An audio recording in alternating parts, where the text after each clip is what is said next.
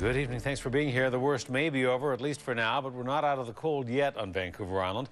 The sudden and brutal arrival of wintry weather caught many islanders off guard yesterday, people whose homes just weren't ready. Now, the temperature should moderate over the next couple of days, but what we saw this week is likely a taste of things to come. And there are steps that you can take right now to combat the cold and prevent everything from fires to frozen pipes. News reporter Mary Beth Burton joins us with more. Mary Beth. Well, Hudson, in the cold, we can bundle up. We put on our mitts and our coats and our scarves, and we should be taking those kind of precautions around our home to make sure that these freezing cold temperatures will not permanently damage our property. Freezing cold temperatures can take a devastating toll on our most expensive asset, our home. Outdoor pipes freezing is the #1 preventable home insurance claim in the winter. Well, as you know, water swells when it freezes. And if they're inside a copper pipe, it's going to burst the pipe, it's going to crack it. And you might not notice that water's running out right away because it's frozen. But when it starts to thaw out, water's going to start squirting out of those pipes, and it's going to damage your house.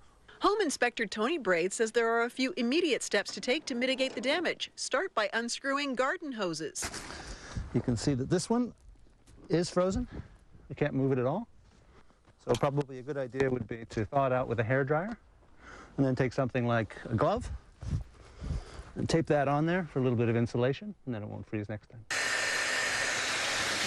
Once the blow dryer technique works to get water flowing again, make sure the tap is turned off outside and preferably on the inside of the home too. It's not a big a deal if we have a light amount of snow, but if we have another La Nina year like we did in 1996 and there's heavy accumulations on the roof, you're going to want to shovel it off so it doesn't cause a collapse. Our home inspector says make sure the fireplace flue is closed to prevent heat loss. And order a furnace inspection as soon as possible. The weather gets colder, the furnace works more and more and puts itself under stress. And you want to have it serviced so it doesn't break down during the coldest time of the year. Saanich police are worried homeowners who lose power or heating sources will go to dangerous extremes to stay warm. It seems that each year we hear stories, whether they be in our community or within the province, of people using barbecues or hibachis or other things to heat their homes. This is not a safe thing to do. The police add use a fireplace or find a friend or a hotel room until your heat is restored. These belong to my son Max, though they're soon going into the garbage. He's 4 years old and he learned a valuable lesson about the fireplace last night.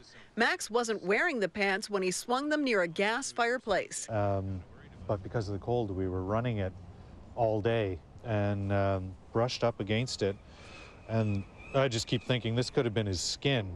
Del Villano hopes his son's snow pants serve as a warning to all parents about the potential dangers of heat sources.